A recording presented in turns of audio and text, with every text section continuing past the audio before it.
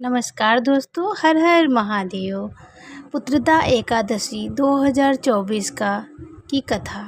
श्रावण मास शुक्ल पक्ष की पुत्रदा एकादशी का व्रत 16 अगस्त शुक्रवार को किया जाएगा, जिसका पारण 17 अगस्त शनिवार सुबह 5:51 से 8:05 के बीच होगा। एकादशी तिथि का प्रारंभ होगा 15 अगस्त गुरुवार सुबह 10:26 से। एकादशी तिथि का समापन होगा 16 अगस्त शुक्रवार सुबह 9:39 पर। पारण के लिए एक तुलसी का पत्ता लेकर ठाकुर जी के चरणों से गायत्री मंत्र बोलते हुए अपना व्रत खोलें, पर उससे पहले कुछ दान अपनी क्षमता के अनुसार जरूर निकालें। पुत्रदा एकादशी व्रत कथा। द्वापर युग के आरंभ में महेशमती नाम की एक नगरी थी, जिसमें महिजत नाम का राजा राज्य करता था। लेकिन पुत्र होने के कारण वह राज्य सुखदायक नहीं लगता था। उसका मानना था कि उसके संतान ना हो, इसके लिए यह लोक और परलोक दोनों ही दुखदायक होते हैं। पुत्र सुख की काम प्राप्ति के लिए राजा ने अनेक उपाय किए, परंतु राजा को पुत्र की प्राप्ति नहीं हुई। वृद्धावस्था आती देखकर राजा ने प्रजा के प्रतिनिधियों को बुलाया और कहा, हे प्रजाजनों, मेरे खजाने में अन्यान से उपार्जन किया हुआ धन नहीं है, न मैंने कभी देवता और ब्राह्मणों का धन छीना है। किसी दूसरे की धरोहर भी मैंने नहीं ली। प्रजा को पुत्र के समान पालता रहा। मैं अपराधियों को पुत्र तथा बांधवों को की तरह दंड देता रहा। कभी किसी से घृणा नहीं की, सबको समान माना है। सज्जनों की सदा पूजा करता हूँ। इस प्रकार धर्मयुक्त राज्य करते हुए भी मेरे पुत्र नहीं हैं, सो मैं अत्यंत दुख पा रहा हूँ। उसका क्या कारण है?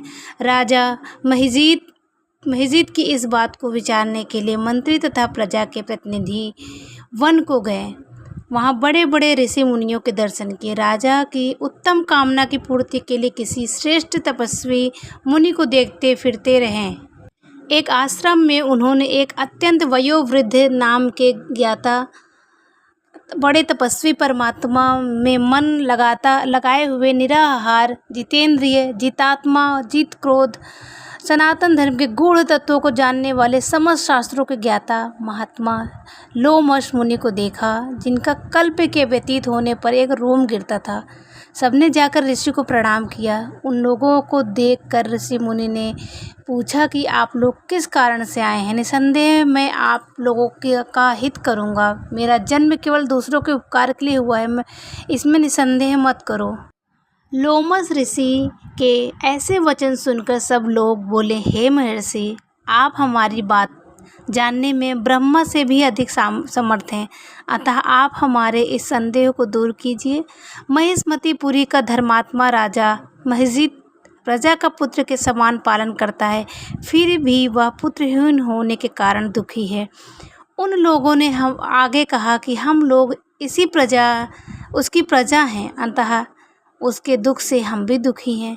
आपके दर्शन से हमें पूर्ण विश्वास है कि हमारा संकट अवश्य दूर हो जाएगा, क्योंकि महान पुरुषों के दर्शन मात्र से अनेक कष्ट दूर हो जाते हैं। आप कृपा करके राजा के पुत्र होने का उपाय बतलाएं। यह वार्ता सुनकर ऋषि ने थोड़ी देर के लिए नेत्र बंद किए और राजा के पूर्व जन्म का वृतांत जानकर कहने लगे कि यह राजा पूर्व जन्म में एक निर्धन वैश्य था। निर्धन होने के कारण इसने कई बुरे कर्म किए। यह एक गांव से दूसरे गांव व्यापार करने जाया करता था। यह समय ज्येष्ठ मास के शुक्ल पक्ष की द्वादशी के दिन मध्याह्न के समय जबकि वह 2 दिन से भूखा प्यासा था, एक जलाशय पर जल पीने गया। उसी स्थान पर एक तत्काल ही की ब्याही हुई प्यासी गौ जल पी रही थी। राजा ने उस प्यासी गाय को जल पीते हुए हटा दिया और स्वयं जल पीने लगा, इसलिए राजा को यह दुख सहना पड़ा। एकादशी के दिन भूखा रहने से वह राजा हुआ और प्यासी गौ को जल पीते हुए हटाने के कारण पुत्र वियोग का दुख सहना पड़ा। ऐसा सुनकर सब लोग कहने लगे कि हे ऋषि, शास्त्रों में पापों का प्रायश्चित भी लिखा है, अतः जिस प्रकार राजा का यह पाप नष्ट हो जाए, आप ऐसा उपाय बताइए। लोमस मुनि कहने लगे कि श्रावण शुक्ल पक्ष की एकादशी को, जिसे पुत्रदा एकादशी भी कहते हैं, तुम सब लोग व्रत करो और रात्रि को जागरण करो, तो इससे राजा का यह पूर्व जन्म का पाप नष्ट हो जाएगा। साथ ही राजा को पुत्र की अवश्य प्राप्ति होगी। लोमस ऋषि के ऐसे वचन सुनकर मंत्रियों सहित सारी प्रजा नगर को वापस लौट आई और जब श्रावण शुक्ल एकादशी आई तो ऋषि की आज्ञा अनुसार बने पुत्रदा एकादशी व्रत का सबने पुत्रदा एकादशी व्रत का और जागरण किया। इसके पश्चात द्वादशी के दिन इसके पुण्य का फल राजा को दिया गया। उस पुण्य के प्रभाव से रानी ने गर्भ धारण किया और प्रसव काल समाप्त होने पर उसके एक बड़ा तेजस्वी पुत्र उत्पन्न हुआ। इसलिए हे राजन, इस श्रावण शुक्ल एकादशी का नाम पुत्रदा पड़ा। अतः संतान सुख की इच्छा हासिल करने वाले इस व्रत को अवश्य करें। इसके महात्म्य को सुनने से मनुष्य सब पापों से मुक्त हो जाता है। इस लोक में संतान सुख भोग कर परलोक में स्वर्ग को प्राप्त होता है। जय श्री